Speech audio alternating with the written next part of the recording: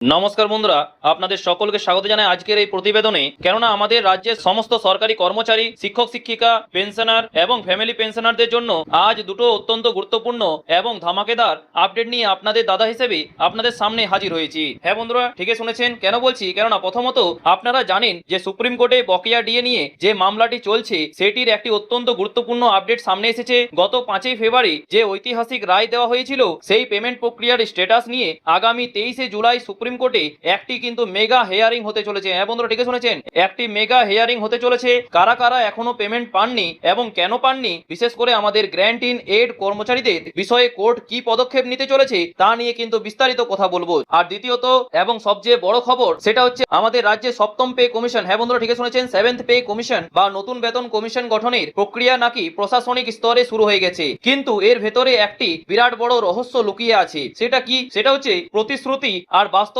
মধ্যে বিস্তর ফারাক থাকায় রাজ্য সরকারি কর্মচারীদের একাংশের মধ্যে চরম ক্ষোভের কিন্তু সৃষ্টি হয়েছে। আপনারাও অনেকেই আগের ভিডিওতে হয়তো আমাকে অনেকেই কমেন্ট করেছেন এবং সেই ক্ষোভটি প্রকাশ করেছেন যে এখনো বেতন কমিশন কিন্তু লাগু হয়নি এবং পরবর্তীকালে সপ্তম বেতন কমিশন কবে লাগু হবে, 2027 সালের জানুয়ারি মাসের শুরুর দিকে হবে কি হবে না, এবং যে প্রতিশ্রুতি দেওয়া হয়েছিল যে 45 দিনের মধ্যে নাকি সপ্তম বেতন কমিশন লাগু হবে, সেটাও কিন্তু ইতিমধ্যে এখনো পর্যন্ত তার কোনো ইঙ্গিতেই এখনো পর্যন্ত পাওয়া যাচ্ছে না। এটা নিয়ে কিন্তু সমস্ত কর্মচারীদের মনেই কিন্তু এখন ক্ষোভ জাগছে এবং একটু বিশ্বাসযোগ্যতা হারাচ্ছে আমাদের এই সরকার, সেটাও কিন্তু আপনারা অলরেডি জানেন। তাছাড়া কেন এই ক্ষোভ এবং গ্যাজেট নোটিফিকেশন ছাড়া কিভাবে এই প্রক্রিয়া চলবে, সো বন্ধুরা আজকের এই ভিডিওতে সমস্ত অফিসিয়াল ডকুমেন্টস এবং কাগজপত্রের প্রমাণ সহ আপনাদের সামনে জলের মতো সবটা পরিষ্কার করে দেব এবং বিভিন্ন নিউজ মাধ্যম থেকে কি কি উঠে আসছে সেগুলো কিন্তু স্ক্রিনে দেখিয়ে আপনাদেরকে বুঝিয়ে দেবো। চলো, তাছাড়া ভিডিওটা কিন্তু আপনাদের আর্থিক ভবিষ্যতের জন্য অত্যন্ত গুরুত্বপূর্ণ, তাই একটু স্কিপ না করে প্রথম থেকে শেষ পর্যন্ত ধৈর্য সহকারে দেখতে থাকুন। আর হ্যাঁ, আপনারা যদি এই চ্যানেলে নতুন হয়ে থাকেন তো অবশ্যই কিন্তু চ্যানেলটিকে সাবস্ক্রাইব করে পাশের বেল আইকনটি প্রেস করে রাখবেন, যাতে আমি চাই না যে আপনি পরবর্তীতে কোনো গুরুত্বপূর্ণ আপডেট থেকে বঞ্চিত হন এবং আমাদের এই ফ্যামিলির একজন মেম্বার হয়ে অবশ্যই কিন্তু যুক্ত থাকবেন। চলুন শুরু করা যাক। দেখুন বন্ধুরা, এবার সরাসরি স্ক্রিনে দেখুন আমরা সুপ্রিম কোর্টের অফিসিয়াল ওয়েবসাইটের কেস স্ট্যাটাস আপনাদের দেখাচ্ছি। লক্ষ্য করুন, সেখানে লেখা আছে ডায়েরি নাম্বার দেওয়া আছে, আপনারা দেখতে পাচ্ছেন সেখানে the state of West Bengal versus confederation of state government employees in West Bengal. ঠিক আছে, আপনারা জানেন যে গত 5ই ফেব্রুয়ারি সুপ্রিম কোর্টের তরফ থেকে স্পষ্ট নির্দেশ দেওয়া হয়েছিল যে পঞ্চম বেতন কমিশনের আন্ডারে সমস্ত সরকারি কর্মচারী এবং পেনশনারদের বকেয়া ডি এর এরিয়ার মেটাতে হবে। এমন ঠিক শুনেছেন। আর এই পুরো প্রক্রিয়াটি তদারকি করার জন্য অবসরপ্রাপ্ত বিচারপতি ইন্দু মালহোত্রার নেতৃত্বে একটি বিশেষ কমিটিও কিন্তু গঠন করা হয়েছিল। এই কেসটির লাস্ট হিয়ারিং হয়েছিল আপনাদের গত 27শে জুন 2026 তারিখে। ঠিক আছে, আর তাছাড়া honourable mister justice Sanjay Karol এবং জাস্টিস প্রশান্ত কুমার মিশ্রের এজলাসে এটা কিন্তু হয়েছিল। আর এখন আপনারা স্ক্রিনে দেখতেই পাচ্ছেন যে এই কেসটি পুনরায় টেন্টেটিভলি আগামী 23শে জুলাই 2026 তারিখে উঠতে চলেছে, অর্থাৎ আগামী বৃহস্পতিবার এই মামলার শুনানি হওয়ার প্রবল কিন্তু সম্ভাবনা কিন্তু রয়েছে। এই হিয়ারিংটি কেন এত গুরুত্বপূর্ণ জানেন? আপনারা হয়তো মনে করবেন যে দাদা এটা কেন এত গুরুত্বপূর্ণ বলুন তো একটু। তাহলে বলে রাখি, কারণ হচ্ছে এই শুনানিতেই কিন্তু মূলত দেখা হবে যে আদালতের নির্দেশ কতদূর বাস্তবায়িত হলো এবং কতজন পেমেন্ট পেলেন, আর সবচেয়ে বড় কথা যে কারা এখনো পাননি। হ্যাঁ বন্ধুরা ঠিক শুনেছেন, কারা এখনো পাননি, অর্থাৎ বিশেষ করে আমাদের গ্র্যান্ট ইন এড কর্মীদের। হ্যাঁ ঠিক শুনেছেন, আপনাদের হকের কিন্তু লড়াই কিন্তু সেদিনই কিন্তু লড়া হবে। তাছাড়া স্কুলগুলির যে সমস্ত কর্মচারী বা পেনশনাররা আছেন তারা কেন এখনো বকেয়া পেলেন না, সেই নিয়ে কিন্তু সুপ্রিম কোর্ট কড়া প্রশ্ন করতে পারে। আর তাছাড়া তাই 23শে জুলাইয়ের দিকে 22 কিংবা 23শে জুলাইয়ের দিকে আমাদের কড়া নজর কিন্তু থাকবে। ঠিক আছে, আপডেট কিন্তু আসা মাত্রই কিন্তু সবার আগে আমি আপনাদের জানিয়ে দেবো, তাই অবশ্যই কিন্তু সাথে থাকবেন। তাছাড়া এবার চলে আসি যে আজকে সবচেয়ে চর্চিত বিষয়টিতে, সপ্তম পে কমিশন। হ্যাঁ বন্ধুরা ঠিক শুনেছেন, সপ্তম পে কমিশন এটা একটা আলাদা টপিক। চলুন এখানে কি কি আলোচনা করা হয়েছে চলুন একটু দেখে নেওয়া যাক। ঠিক আছে, স্ক্রিনে আপনারা খবরের হেডলাইনটি দেখতেই পাচ্ছেন, 7th পে কমিশন, নতুন পে গঠনের প্রক্রিয়া শুরু, অসন্তুষ্ট সরকারি কর্মীরা। এক নজরে যদি আমরা দেখি যে জলসম্পদ অনুসন্ধান ও উন্নয়ন দপ্তরে সপ্তম পে কমিশন চালুর প্রাথমিক প্রশাসন তোড়জোড় শুরু হয়ে গেছে। সরকারের লক্ষ্য হলো যে আগামী বছরের জানুয়ারি মাসের মধ্যেই এই নতুন পে কমিশনের সুপারিশগুলো কার্যকর করা। আর খবর অনুযায়ী সম্প্রতি জলসম্পদ অনুসন্ধান ও উন্নয়ন দপ্তর একটি বিজ্ঞপ্তি জারি করে সব প্রশাসনিক দপ্তরকে নির্দেশ দিয়েছে যে তারা যেন কর্মচারীদের বেতন ভাতা ও অন্যান্য আর্থিক সুবিধা সংক্রান্ত সংশোধিত বেতনের খসড়া তৈরি করে। ঠিক আছে, এরপর অর্থ দপ্তরের পর্যালোচনার পর তা কমিশনের কাছে পাঠানো হবে। তাই না, শুনতে তো খুব ভালো লাগছে তাই না?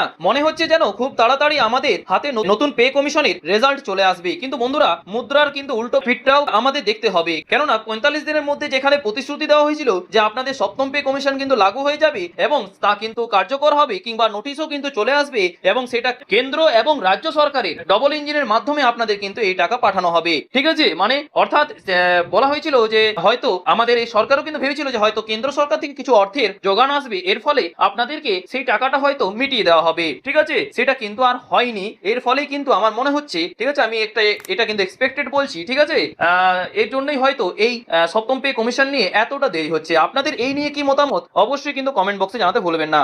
আর সেখানেই কিন্তু লুকিয়ে আছে কর্মচারীদের ক্ষোভের আসল কারণ। তাছাড়া আপনারা সকলেই জানেন যে নির্বাচনের আগে ক্ষমতাসীন দলের তরফ থেকে প্রতিশ্রুতি দেওয়া হয়েছিল যে সরকার গড়ার 45 দিনের মধ্যে নাকি সপ্তম পে কমিশন চালু করা হবে। আর এর পাশাপাশি কেন্দ্রীয় হারে ডিএ এবং 6 মাসের মধ্যে অষ্টম পে কমিশন চালুর রূপরেখাও কিন্তু প্রকাশ করার কথা ছিল। কিন্তু বাস্তব পরিস্থিতি কি? নতুন সরকার গঠনের পর 45 দিন তো দূরের কথা, 2 মাসের বেশি সময় পার হয়ে গেছে, অথচ এখনো পর্যন্ত কোনো আনুষ্ঠানিক গ্যাজেট বিজ্ঞপ্তি জারি হয়নি। আপনারা বলবেন যে দাদা, এই তো আপনি বলছেন যে 2027 সালে জানুয়ারি মাসে সপ্তম পে কমিশন চালু হবে, তাহলে এখন এত তাড়া কিসের? এবং আপনি কিভাবে বলছেন এখনই কেন সরকার কাজ করছে না? তাহলে বলে রাখি, এই জন্যই বলা হচ্ছে, কেননা এখন থেকে যদি নতুন নোটিশ কিংবা বিজ্ঞপ্তি যদি না বেরোয়, তাহলে কিন্তু পরবর্তীতে কিভাবে জানুয়ারি মাসে সপ্তম বেতন কমিশন লাগু হবে সেই নিয়ে কিন্তু প্রশ্ন। এখন যদি কোনো নোটিশ বের করে দেওয়া হয়, হয়তো অক্টোবর মাসে বলেছিল, ঠিক আছে, কিন্তু সেটা এখন থেকে যদি পদক্ষেপটা নেওয়া হয়, তাহলে কিন্তু আপনাদের সম্ভবত 2027 জানুয়ারি মাসেই কিন্তু আপনাদের সপ্তম পে কমিশন চালু হওয়ার কিন্তু প্রবল সম্ভাবনা কিন্তু রয়েছে। কিন্তু সেটা কিন্তু এখনো পর্যন্ত কোনো বিজ্ঞপ্তি জারি হয়নি। এই কারণে এটাই কিন্তু একটা দুঃখের বিষয়। তাছাড়া এই জায়গাতেই কিন্তু কর্মচারী সংগঠনগুলো তীব্র সমালোচনা শুরু করেছে। Confederation of state government employees এর সাধারণ সম্পাদক সমাজ মাধ্যমে এই প্রক্রিয়া নিয়ে সরাসরি প্রশ্ন তুলেছেন। আর অভিযোগটা একেবারে পয়েন্ট টু পয়েন্ট। তিনি বলেছেন যে পে কমিশন গঠনের কোনো গ্যাজেট নোটিফিকেশন ছাড়াই দপ্তরগুলোর কাছে কিভাবে প্রস্তাব চাওয়া হচ্ছে।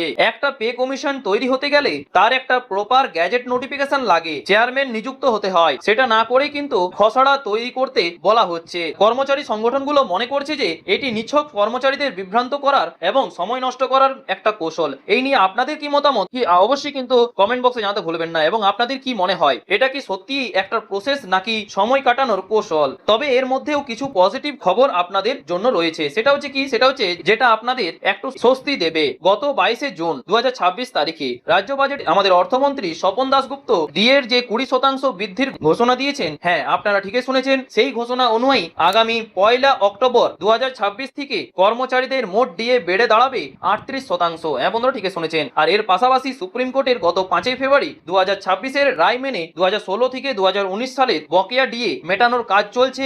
এর প্রথম কিস্তি অনেকেই পেয়েছেন, আর যাদের বাকি আছে তাদের দ্বিতীয় কিস্তির অর্থ আগামী সেপ্টেম্বর মাসেই কিন্তু প্রদান করা হবে। অর্থাৎ পুজোর আগেই একটা মোটা অঙ্কের টাকা কর্মচারীদের হাতে কিন্তু আসতে চলেছে, অর্থাৎ আপনাদের হাতে কিন্তু আসতে পারে। যদি সত্যি সত্যি সপ্তম পে কমিশন চালু হয়ে যায় এবং অক্টোবর থেকে যদি এই 38% ডিএ যুক্ত হয়, তাহলে কর্মচারীদের হাতে আসা বেতনে একটা বিরাট বড় রকমের লাভ দেখা যাবে। হ্যাঁ বন্ধুরা, ঠিকই শুনেছেন। আপনাদের বহুদিনের লড়াই, বহুদিনের অপেক্ষা হয়তো এবার সার্থক হতে চলেছে। তো বন্ধুরা, আজকের এই আপডেটগুলোর আপনাদের কেমন লাগলো এবং সুপ্রিম কোর্টের আগামী 23 জুলাইয়ের শুনানিতে কি রায় আসতে পারে বলে আপনারা মনে করছেন, আর এই সপ্তম পে কমিশনের খসড়া তৈরির নোটিফিকেশন নিয়ে আপনাদের কি ধারণা, সবটা কিন্তু আমাকে কমেন্ট করে জানান এবং আমি অবশ্যই কিন্তু আপনাদের কমেন্টটা পড়ে রিপ্লাই দেওয়ার চেষ্টা করব। তো বন্ধুরা, যদি ভিডিওটি ইনফরমেটিভ মনে হয়, অবশ্যই কিন্তু আপনাদের সহকর্মী থেকে শুরু করে সমস্ত পেনশনার এবং ফ্যামিলি পেনশনারদের অবশ্যই কিন্তু শেয়ার করবেন, যাতে ওনারাও এই ইনফরমেশনটা পেয়ে উপকৃত হন। এবং চ্যানেল নতুন হলে অবশ্যই কিন্তু সাথে থাকবেন, পাশে থাকবেন, সুস্থ থাকবেন।